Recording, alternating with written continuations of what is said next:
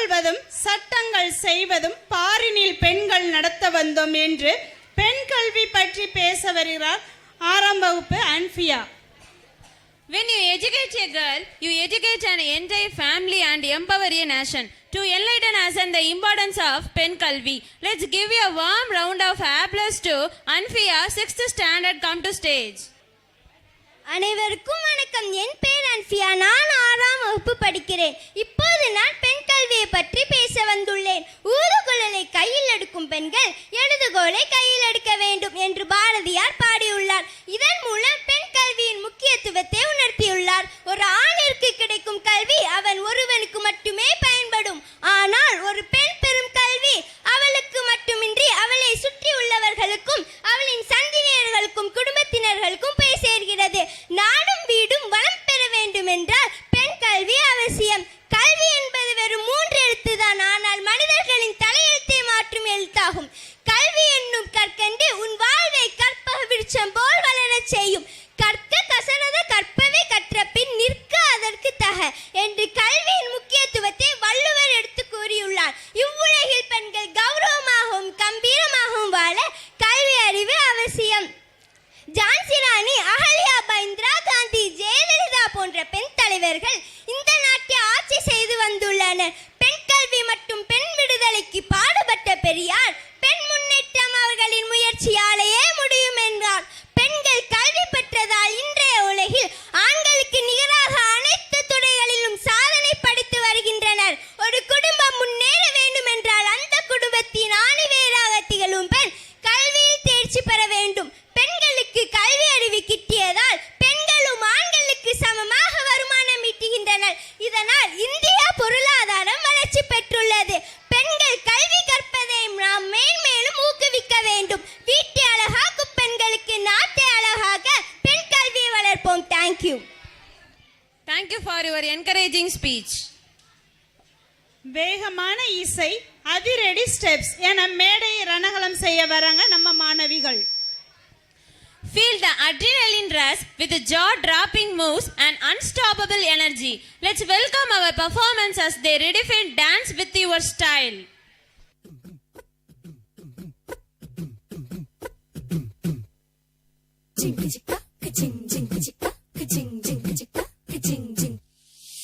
வாயாடி பெற்ற புள்ள வரப்போற நல்ல போல யாருவ யாருவ கையில சுத்துற காத்தாடி காத்துல ஆடுது கூத்தாடி கண்ணுல கலரா கண்ணாடி கம்புக்கு வந்து நிப்பா யாருவ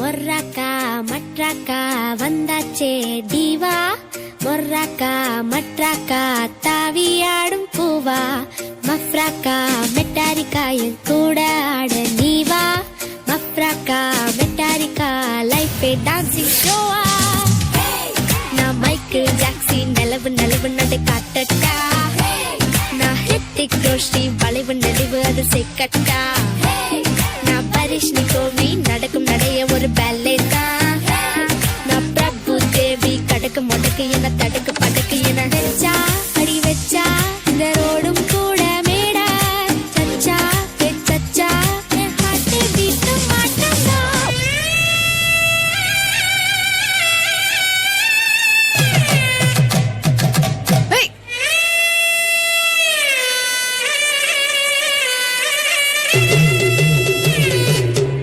இங்க இருந்தா செம்பருத்தி ஆட்ட ஆரம்பிச்சா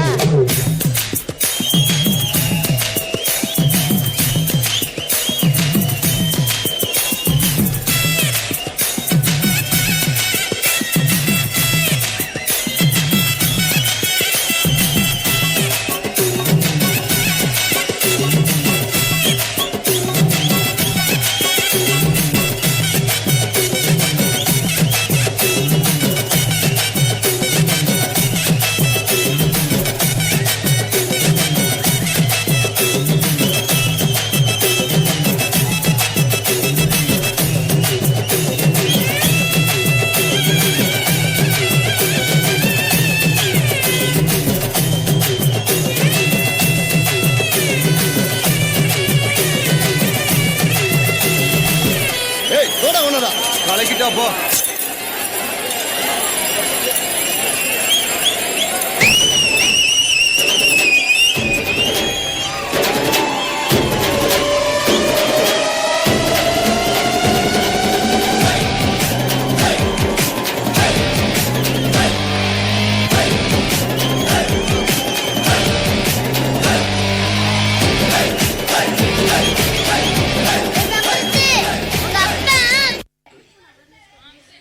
உலகமே நம் உள்ளங்கையில் சுருங்கிவிட்ட இந்த கணினி யுகத்தில் தொழில்நுட்பம் என்பது வரமா அல்லது சாபமா என்ற விவாதத்திற்கு இடையில் நாம் இணைந்திருக்கிறோம். மொபைல் போன் பற்றிய விழிப்புணர்வு நிகழ்த்த வருகின்றனர் 8th ஸ்டாண்டர்ட் மாணவர்கள். We are connected to the world, yet disconnected from the people next to us. We have smartphones, but are we forgetting to live smartly? To show us a reflection of our own digital lives, please welcome our talented troupe for the drama about life before mobile phone and after use before mobile phone. Happy evening to all. Life before and after the arrival of mobile phones has significantly evolved, transforming how we communicate, work and navigate daily activities. Today we are here to showcase the difference between the life before and after the arrival of mobile phones.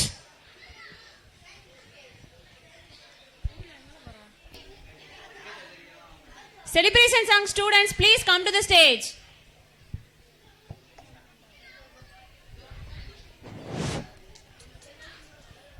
தாத்தா தாத்தா என்ன JAXA, என்ன விஷயம்? தாத்தா என் பேர் ஜாக்ஸாலா தாத்தா, Jackson. என்னமோ சொன்ன, என்னப்பா விஷயம்? தாத்தா இன்னைக்கு கரண்டே இல்லை தாத்தா, என் மொபைல் ஃபோனில் வர சார்ஜே இல்லை, எப்படி தான் பொழுது போகிறேன்னு தெரியல. என்னது, மொபைல் ஃபோனெல்லாம் பொழுது போகாதா? இந்த காலத்து கொடுமையை பார்த்தீங்களா? எங்கள் காலத்துலாம் கரண்டால பொழுதுபோக்கு பண்ணணும். என்ன தாத்தா சொல்கிறீங்க? கரண்டே இல்லாமையா? அது கூட பரவாயில்ல, மொபைல் ஃபோன் இல்லாமல் எப்படி தாத்தா? அந்த காலத்தில் மொபைல் ஃபோன் இல்லாமல் எவ்வளோ சந்தோஷமாக இருந்தானே, வாப்பா காமிக்கிறேன். வாங்க தாத்தா பார்ப்போம்.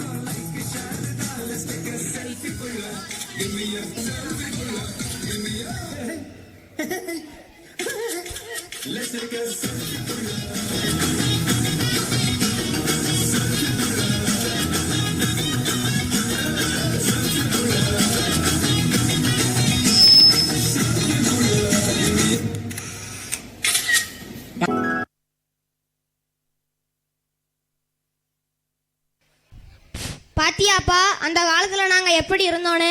ஆமாம் தாத்தா. அது மட்டும் இல்லை, இன்னும் சொல்கிறேன் கேளு. அந்த காலத்தில் விடுமுறை நாட்களில் நாங்கள் எல்லாரும் சேர்ந்து ஒன்றா உட்காந்து சந்தோஷமாக சாப்பிடுவோம். நாங்களாம் ஒன்றா சேர்ந்து உட்காந்து சந்தோஷமாக சாப்பிடுவோம். அப்போ நாங்கள் சாப்பிட்றதுக்கும் இப்போ நீங்கள் சாப்பிட்றதுக்கும் உள்ள தேசத்தை பார்க்கலாமா? பார்க்கலாமே.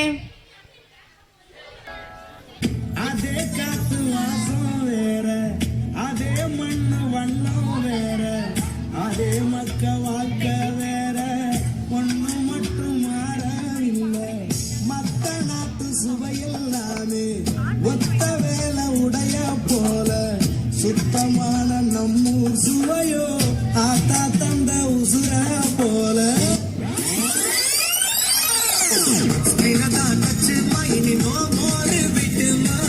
நினைச்சா தேடி வரும் செம்ம ஸ்பீடுமா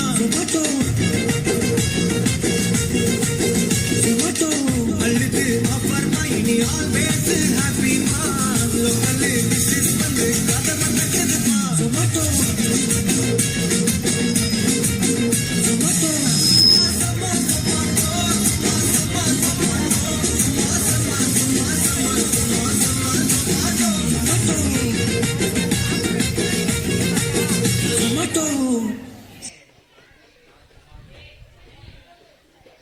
பாத்தியாப்பா, சாப்பிட்ற விஷயத்தெல்லாம் நீங்க எப்படிங்க பார்த்தா நீங்க விளையாட்டை எப்படி சாமி விளையாடுறீங்க? என்ன தாத்தா, நாங்கள் விளையாட மாட்டோமா? ஸ்கூல் விட்டு வந்தோன்னே விளையாட ஆரம்பிச்சா ராத்திரி 8 மணி வரைக்கும் ஒரே விளையாட்டு தான். அப்போ நாங்க விளையாடின விளையாட்டுக்கும் இப்போ நீங்க விளையாடுற விளையாட்டுக்கும் உள்ள வித்தியாசத்தை இப்போ பார்க்கலாமா? பார்த்துருவோமே.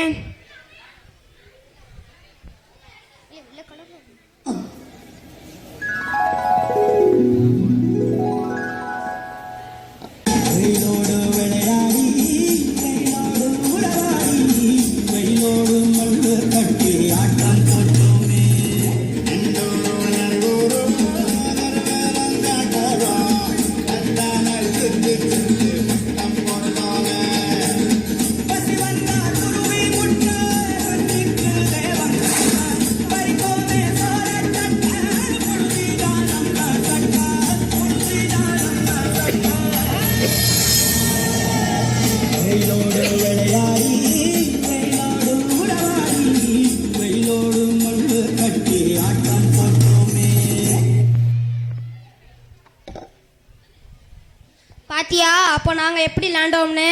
தாத்தா, எனக்கும் ஆசையாக தான் இருக்கு. ஆனால் நாங்கள் எப்படி விளையாடுவோம்னு சொல்கிறேன், வாங்க. வாப்பா.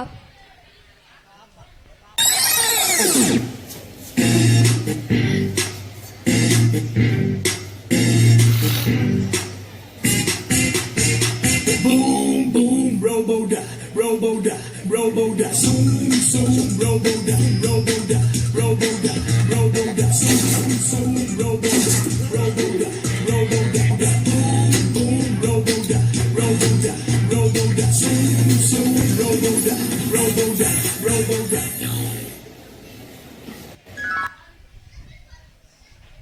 பாத்தியாப்பா, அப்போ மொபைல் ஃபோன் இல்லாமல் நாங்கள் விளையாண்ட விளையாட்டுக்கும் இப்போ நீங்கள் விளையாடுற விளையாட்டுக்கும் உள்ள வித்தியாசம் புரியுதா?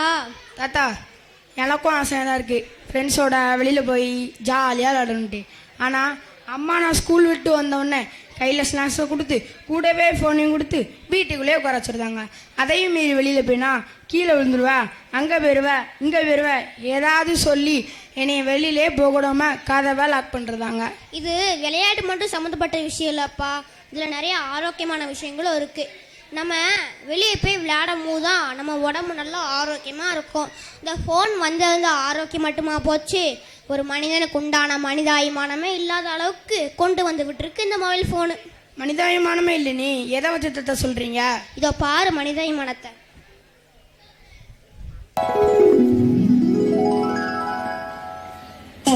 பாதை தூரமே வாழும் காலம் கொஞ்சமே ஜீவ சுகம் பெறராகவே நீங்கவா.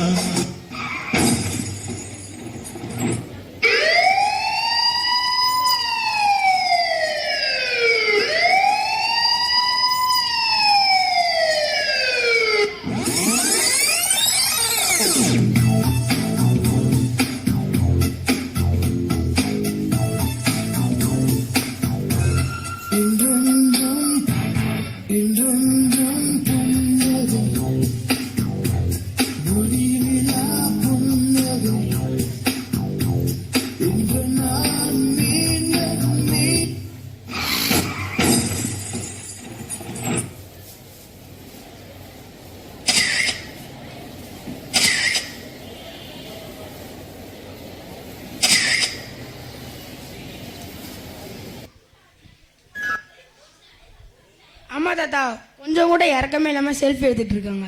பாத்தியாப்பா, இந்த மொபைல் ஃபோன் நம்மளை எந்த நிலைமை கொண்டு வந்து விட்டுருக்குன்னு பாத்தியா? ஆமாம் தாத்தா, இந்த மொபைல் ஃபோன்னால எந்த யூஸுமே இல்லையா? மொபைல் ஃபோனில் கெட்டது மட்டும் இருக்குன்னு நான் சொல்ல வரலப்பா. அதில் நிறைய நல்ல விஷயங்களும் இருக்குது. அதை நம்ம எப்படி பயன்படுத்துகிறோங்க பொறுத்து தான் இருக்குது. ஒரு 5 நிமிஷம் உட்காந்து யோசிச்சுப்பார், மொபைல் ஃபோனால் எவ்வளோ நல்ல விஷயம் நடந்திருக்குன்னு. ஏன் உனக்கே தெரியுமே, 5 வருஷத்துக்கு முன்னாடி கொரோனாவால் இந்த பள்ளிக்கடமை இந்த ஃபோனில் தான் நடந்துச்சு. அது நல்ல விஷயம். மொபைல் ஃபோனுங்கிறது ஒரு அரிய கண்டுபிடிப்பு. அதை நம்ம அரிய வளர்த்துக்கிட மட்டும்தான் கண்டுபிடிக்கணும். அது இல்லாமல் ட்விட்டர், ஃபேஸ்புக், இன்ஸ்டாகிராம், வாட்ஸ்அப் இப்படி சோஷியல் மீடியாக்குள்ளே போய் நம்ம நேரத்தை வீணடிக்கக்கூடாது. அது மட்டும் இல்லை, பப்ஜி, ஃப்ரீ ஃபயர் இப்படி மொபைல் ஃபோன்லேயே கேம் விளாடக்கூடாது. மொபைல் ஃபோனை நமக்கு தான் அடிமையாக வச்சுருக்கணும். நம்ம அதுக்கு அடிமையை போய் இருந்துடக்கூடாதுப்பா. இப்போ புரியுதா உனக்கு மொபைல் ஃபோனோட யூசஸை பற்றி? தாத்தா தாத்தா இந்த மொபைல் ஃபோன்னால் எந்த நல்ல விஷயமே இல்லை. அப்போ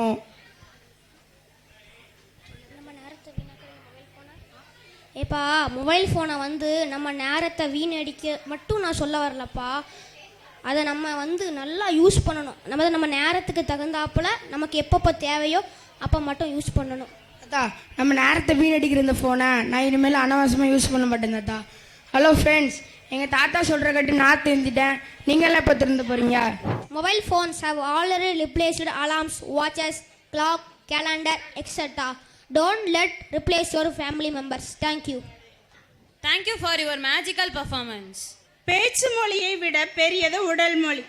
அந்த உடல் மொழிக்கு உயிர் கொடுப்பது தான் நடனம். நடனமாட வருகிற 7th standard Maya Kalpita. Without further ado, let's create an environment of rhythm, grace and harmony. Please put your hands together as I invite our 7th standard student Maya Kalpita, gifted performers onto the stage.